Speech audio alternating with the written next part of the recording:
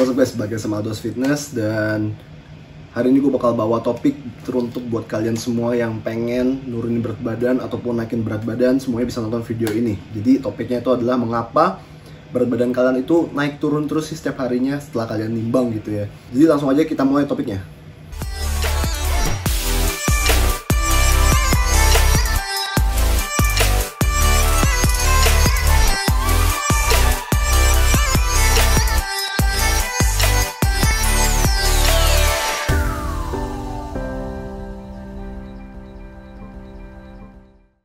Nah oke, langsung aja kita mulai topiknya. Jadi sebenarnya tadi gue udah ngerekam semuanya dari awal sampai akhir, kurang lebih setengah jam videonya. Cuman tiba-tiba pas gue cek di komputer, tiba-tiba videonya gak ada suaranya, mic gue tiba-tiba bermasalah, kayaknya baterainya sih mau habis deh. Cuman ya udah, jadi gue no excuse, langsung gue record lagi sekarang kali ini pakai HP karena kamera gue lagi dicas. Jadi mohon maaf banget untuk kualitinya agak lebih menurun dibandingkan dengan pakai kamera karena gue cuma pakai HP.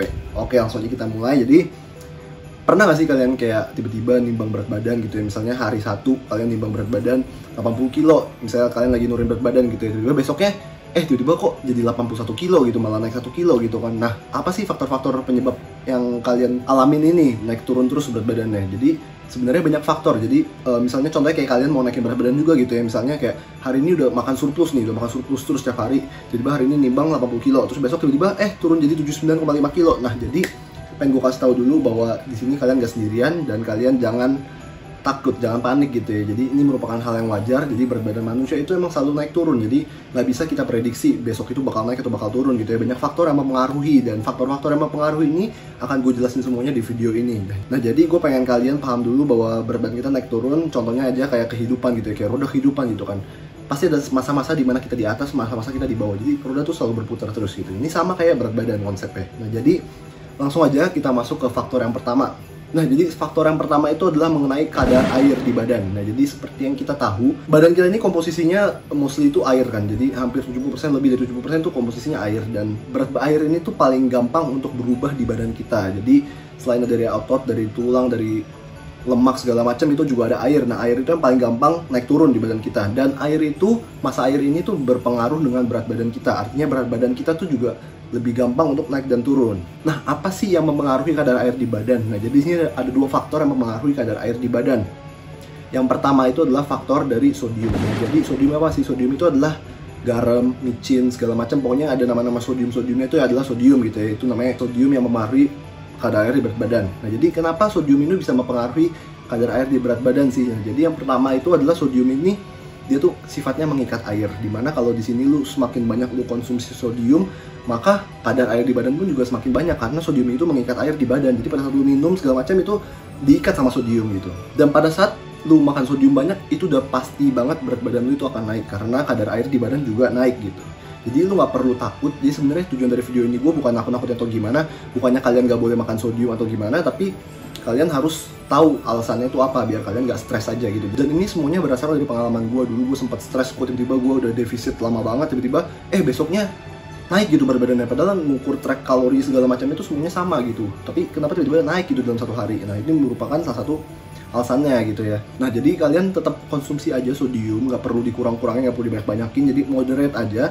Dan kalian nggak usah takut, khawatir berat badan kalian naik, karena belum tentu itu adalah berat lemak, bisa aja itu adalah berat air. Jadi kalian masih bisa tetap kurangin lemak walaupun berat badan kalian naik gitu. Nah, jadi basically konsepnya seperti itu aja. Nah, terus faktor kedua yang mempengaruhi berat air di badan itu adalah karbohidrat. Nah, jadi semakin banyak kalian makan karbohidrat itu sifatnya juga mengikat air. Nah, jadi pada saat kalian makan karbohidrat lebih banyak, pasti kadar air di badan kalian juga lebih banyak. Dari glikogen itu mengikat air gitu ya. Nah, jadi misalnya contohnya hari ini gue makan 200 gram karbohidrat, dibandingkan dengan besok gue makan 300 gram karbohidrat, itu pasti kadar airnya lebih banyak yang 300 gram karbohidrat, dan berat badan gue pasti jauh lebih tinggi dibandingkan yang gue makan yang 200 gram karbohidrat. Nah, kayak gitu. Jadi bukannya gue nakut-nakutin juga jangan makan karbohidrat, itu salah gitu ya, salah. Jadi gue pengen klarifikasi dulu bahwa Sebenarnya hal itu adalah baik gitu, semakin banyak karbohidrat yang lo makan tuh semakin bagus gitu sebenarnya. Tapi terlepas dari kebutuhan protein lu tercukupi gitu ya. Jadi pada saat lu karbohidrat lu banyak, itu pasti performa lu jauh lebih bagus karena energi lu juga lebih ada dengan karbohidrat yang ada gitu.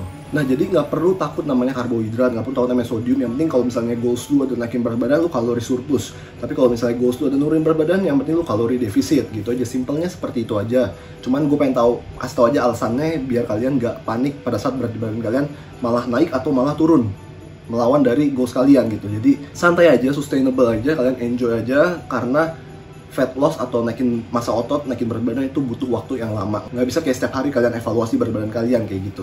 Nah yang kedua itu adalah mengenai volume makanan. Jadi volume itu apa sih? Volume makanan itu adalah banyaknya makanan yang kalian bisa lihat dengan kasat mata aja gitu.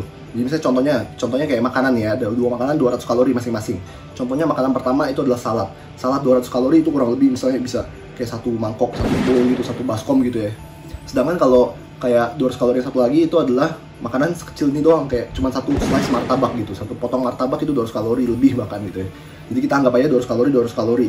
Makan salad 1 gede ini sama martabak kecil gitu. Jadi sebenarnya, oh ya latar belakang gue bikin video ini juga sebenarnya karena banyak klien-klien gue yang bingung gitu ya. Banyak orang-orang yang nanya gue, kenapa berat badan gue tiba-tiba hari ini naik sih, padahal kemarin udah defisit segala macam, tiba-tiba hari ini naik spiking gitu, spiking tinggi banget, tiba-tiba berat badannya naik 1 kilo, 2 kilo gitu. Nah jadi gue pengen kasih tau bahwa ini merupakan hal yang wajar. Jadi alasan-alasan ini kalian harus pahami dulu biar kalian ntar bisa menerima gitu kenapa berat badan kalian bisa naik atau turun gitu secara drastis. Nah oke, balik lagi ke poin yang tadi, volume makanan. Nah jadi mengenai volume makanan, pasti berat badan kalian itu bakal jauh lebih tinggi kalau kalian makan volume makanan lebih besar. Contohnya kayak makan salad banyak misalnya kalau ditimbang beratnya itu adalah masanya itu adalah 500 gram. Sedangkan kalau martabak sekecil itu paling kalau ditimbang cuma 100 gram gitu. Pasti kalau kalian makan salad itu pasti berat badan kalian akan jauh lebih tinggi gitu, karena berat dari makanan itu sendiri jauh lebih besar dibandingkan dengan berat makanan martabak gitu kan. Nah tapi gue saranin juga untuk kalian yang naikin berat badan, turunin berat badan, itu bisa pilih makanan-makanan yang jauh lebih sehat, yang lebih high volume. Karena pada saat kalian makan makanan yang high volume itu pasti kalian akan jauh lebih satisfied gitu ya, jauh lebih terpuaskan dan gak lapar gitu. Jadi bukan berarti kalian harus makan makanan yang lebih dense kayak martabak ini itu biar berat badan kalian turun. Enggak, bukan salah, justru itu salah, karena yang turun itu adalah berat dari makanan yang ada di badan itu sendiri, jadi bukan berat lemak gitu. Sedangkan kalorinya sama. Jadi kalau masalah turunin berat badan, turunin berat lemak ya specifically, itu yang paling penting adalah dari kalori. Jadi sebenarnya basically ya seperti itu aja sih logiknya. Itu kan sebenarnya logik banget gitu ya.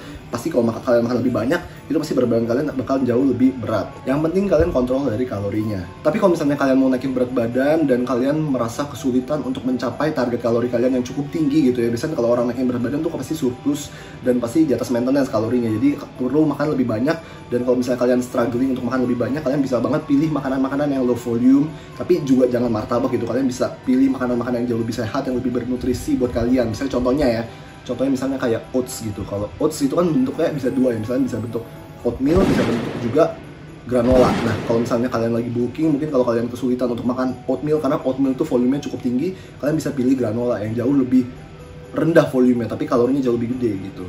Nah alasan yang ketiga itu adalah timing makan. Jadi gue pengen kasih tahu dulu bahwa sebenarnya timing makan itu nggak terlalu berpengaruh terhadap fat loss atau weight gain gitu ya. Jadi timing makan itu yang pengen gue jelasin di sini itu adalah, gue kasih contoh aja biar gampang gitu ya.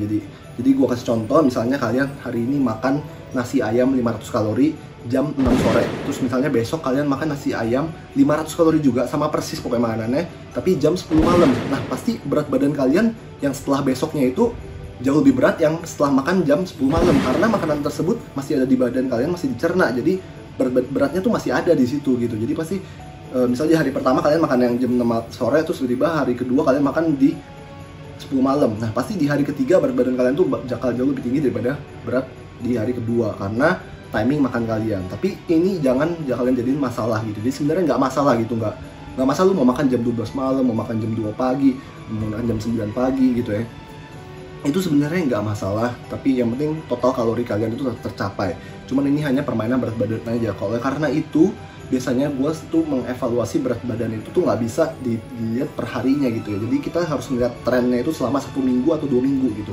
Dan pada saat 1 sampai 2 minggu itu tersebut baru kalian bisa evaluasi adjustment kalori kalian, apa yang perlu dinaikin, apa yang perlu diturunin, atau misalnya perlu nambah kardio atau turun kardio, seperti itu.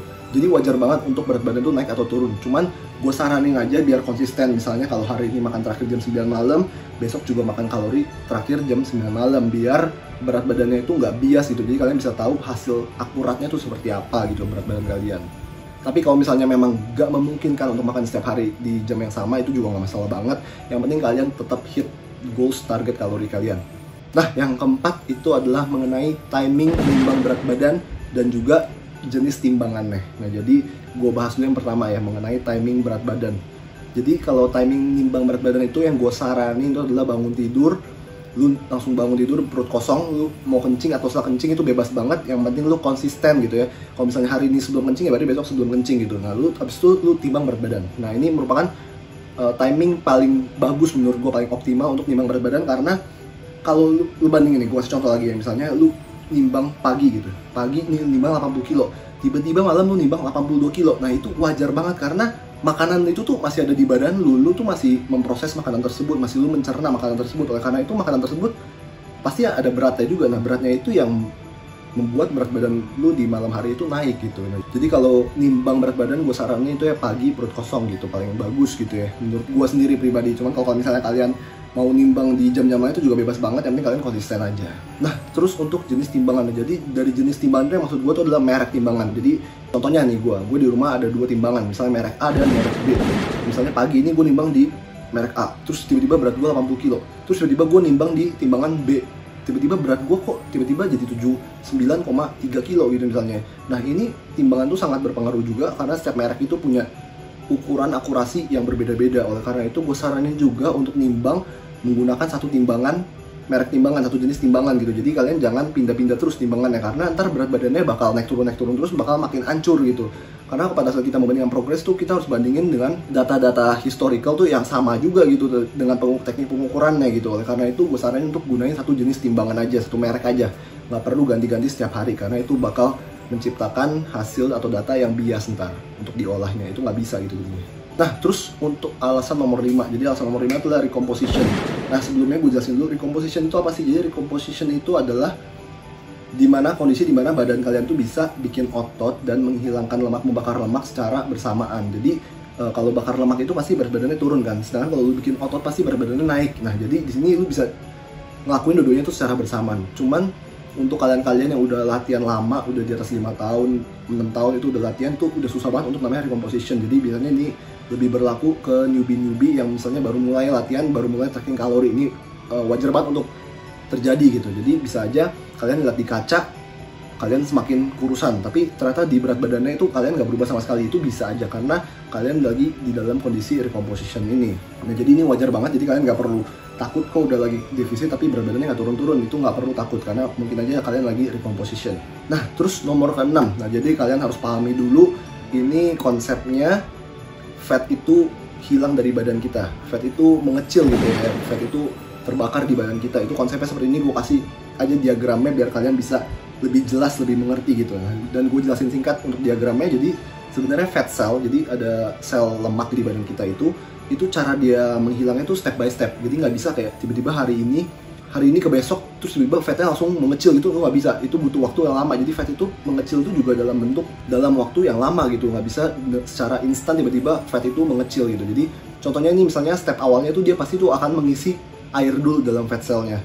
Jadi setelah dia mengisi air dalam fat cellnya itu ntar baru dia menguras air tersebut bersama dengan fatnya. Jadi lu nggak perlu takut kalau misalnya tiba-tiba dalam 1 minggu gitu ya, misalnya Senin Selasa udah bagus nih progresnya, tiba-tiba Kamisnya ya, misalnya Kamis tiba-tiba berat badan lu naik 2 kilo gitu. Nah, ini merupakan hal yang wajar karena di sini mungkin aja itu kondisi fat cell itu lagi terisi dengan air, lagi mempersiapkan untuk menguras gitu ya. Jadi mungkin ntar pada saat hari Minggunya atau hari Sabtunya itu pasti ntar berat badan lu bakal turun drastis. Oleh karena itu lu perlu santai aja, nggak perlu stres, karena stres itu bakal bikin progres lu makin hancur gitu. Jadi lu harus pahami alasannya, lu harus pahami badan lu sendiri gitu. Nah, jadi kurang lebih diagramnya seperti ini, seperti itulah gampangnya. Lu bisa baca sendiri gitu ya. Ini merupakan proses-proses fat itu hilang dari badan, dan ini makan waktu yang cukup lama, bisa seminggu 2 minggu usaha efek ini, nggak bisa kayak 2 hari 3 hari doang, itu nggak bisa gitu. Jadi wajar banget untuk berat badan lu tuh naik, spiking itu wajar banget pada saat lu lagi diet. Nah, gue pengen kasih tau juga bahwa dari semua alasan-alasan ini yang gue kasih tahu itu semuanya cuman kemungkinan aja, karena gue nggak bisa tahu juga alasan tersebut. Itu cuma bisa diri kalian sendiri yang tahu alasan mana yang membuat kalian seperti itu, karena yang ngejalanin kalian, jadi kalian yang tahu dengan badan kalian sendiri. Gue hanya bisa memberikan kemungkinan-kemungkinan hal yang mungkin terjadi, mengapa berat badan kalian itu bisa naik atau turun. Tapi yang analisa berikutnya lagi, lebih lanjut lagi, lebih dalam lagi, itu adalah kalian sendiri. Nah, terus yang nomor 7. Jadi yang nomor 7 itu adalah mengenai salah tracking kalori dan kesalahan-kesalahan diet lainnya. Jadi kesalahan-kesalahan dietnya lainnya itu gue udah bikin satu video sendiri khusus. Kalian bisa cek langsung di sini atau di sini. Ntar gue langsung taruh thumbnailnya. Kalian bisa langsung cari aja di channel gue. Kalian bisa lihat kesalahan-kesalahan diet yang mungkin kalian lakuin dan yang menyebabkan berat badan kalian tuh nggak naik atau nggak turun gitu, pada nggak sesuai dengan tujuan kalian, nggak sesuai dengan goals kalian. Dan kalian bisa komen juga di bawah ini mungkin alasan-alasan mana sih yang kalian sadar ternyata kalian selama ini tuh ngelakuin tapi salah gitu ya gitu. Jadi kalian bisa komen di sini, sharing-sharing cerita di bawah sini. Ntar gue balasin satu-satu, kalian bisa sharing aja langsung di bawah sini. Jadi videonya itu aja. Oh ya, gue juga pengen kasih tahu bahwa gue bekerja sama dengan Supplement Factory. Jadi kalau kalian misalnya mau cari suplemen atau misalnya mau nanya-nanya tentang suplemen segala macam, kalian bisa langsung cari ke Supplement Factory ID Instagramnya, atau kalian bisa langsung kontak aja si Supplement Factory-nya untuk konsul-konsul, karena mereka juga menyediakan jasa konsultasi gratis. Dan bukan cuma suplemen fitness doang, tapi juga ada suplemen-suplemen kesehatan lainnya yang dijual di sana.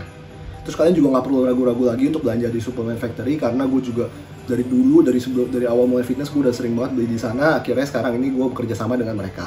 Gue juga ada buka jasa online coaching, jadi kalau kalian mau butuh bantuan untuk coaching untuk menurunkan berat badan atau naikin berat badan, naikin strength atau apapun itu goals kalian, gue bisa bantu banget.